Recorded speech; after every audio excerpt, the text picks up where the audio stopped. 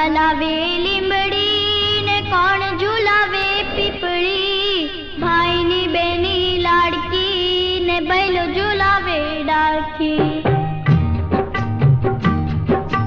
કોણ હલાવે લીમડી ને કોણ ઝુલાવે પીપળી, ભાઈની બેની લાડકી ને બૈલો ઝુલાવે ડાળખી.